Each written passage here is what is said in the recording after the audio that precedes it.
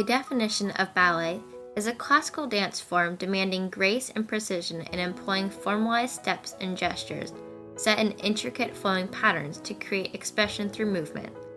Although this definition does not state that ballet is a sport, it requires an athlete and an artist to form the desired image. Ballet has its running stereotypes of being filled with skinny girls who like to dance on their toes and twirl around, but there is much more to this art form than what meets the eye. Ballet dancers are actually considered to be one of the best athletes in the world. No wonder why so many other athletes use it to cross-train. Believe it or not, many serious athletes who are involved in sports such as basketball, football, diving, skating, tennis, soccer, and gymnastics all invest their time in ballet training. Why? Because ballet helps athletes target very important parts of their sport. There are many similarities such as the muscles used, certain skills that are required, and even injuries that are caused. When the benefits of cross-training in ballet are analyzed, there are 6 very beneficial aspects: flexibility, speed and agility, strength, balance, endurance, and mental strength. Flexibility helps with strength-centric activity, helps to avoid hard hits to the body, as well as reduces risks of injuries. Speed and agility strengthens knees, legs, and ankles, stimulates rapid muscle movement, and also helps with learning how to switch directions. Strength. Ballet requires the whole body, although the most targeted areas would be the legs and arms. This helps to not bulk up certain athletes, so it is very good for kickers, receivers, and running backs. Balance. To be able to balance successfully, technique is required. Body alignment is key in ballet, and it keeps the athlete sturdy. Endurance. A lot of pressure is put on the body. This also helps the athlete focus on more oxygen intake and teaches you how to control your breath. Muscles learn to not tire as quickly, and you can last longer in your activity. Mental focus.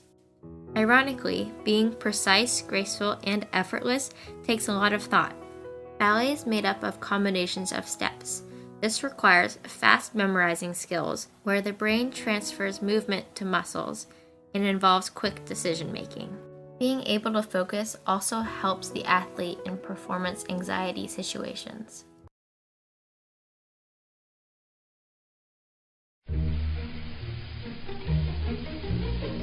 Pittsburgh is a shovel and bucket town. Gritty as gravel and tougher than a $4 steak. But Pittsburgh's also a satin and roses town, woven with beauty, from its rivers and hills to its nationally acclaimed ballet company. Those two could never collide, could they? Oh yes, yes they could, and they do, in the Pittsburgh Steelers' 320-pound nose tackle, Steve McClendon.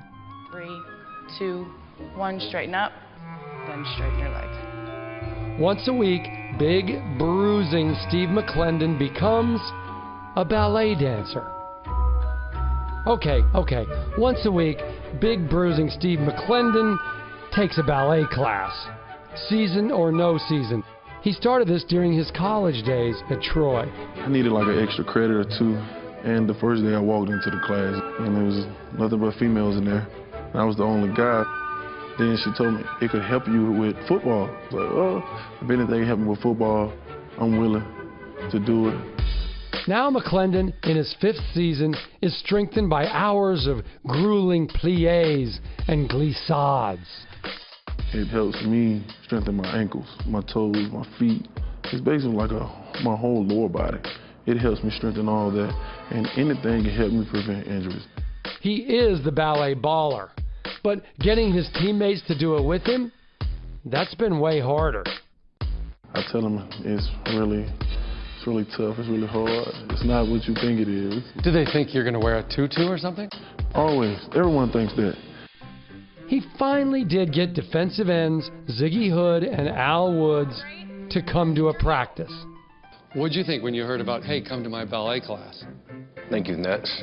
Not a nut, a nut cracker. You think of ballet, you think of, tutus and ladies jumping around and things of that nature, but when I actually came and did the class, I felt like I had played a whole football game.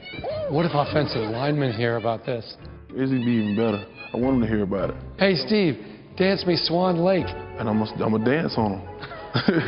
If they get beat down by the guy that takes ballet, that's the real shame right there. That's the real shame. Try to keep them both straight. What's unusual about Steve as opposed to other students? Well, a lot of my students are women, so they normally don't leave puddles of sweat underneath them when they're finished. McClendon's not the first Steeler to try ballet. Hi there, Lynn. Hi, Bob. Glad to see you. Fine. Mr. Hi, Rogers Lynn. is here. Hi, Fred. How are you? See you. Hall of Fame receiver Lynn Swan was as graceful in cleats as he was in ballet slippers. Lynn solo, échappé, and pose again, and finish. Very good. Very nice. Okay, would any of these Steelers want to try out for the Pittsburgh Ballet? Trying to spin like a top. No. McClendon is no Alejandro, but he might be the closest thing to Baryshnikov the NFL's got. And besides, they don't make leotards this big. Even though there are proven benefits to this, athletes are still hesitant to step out of their comfort zone. When coaches mention training in ballet for another sport, a good majority of athletes turn away instantly. The traditional myths, social biases, and emotional reactions come into play. People say, "It's not my thing. It's not a masculine thing at all. It's a frilly little thing for girls. Why would I want to do that? How serious am I about my sport? Are the benefits of cross-training in ballet worth it to me? How far am I willing to push myself out of my comfort zone to raise the bar?"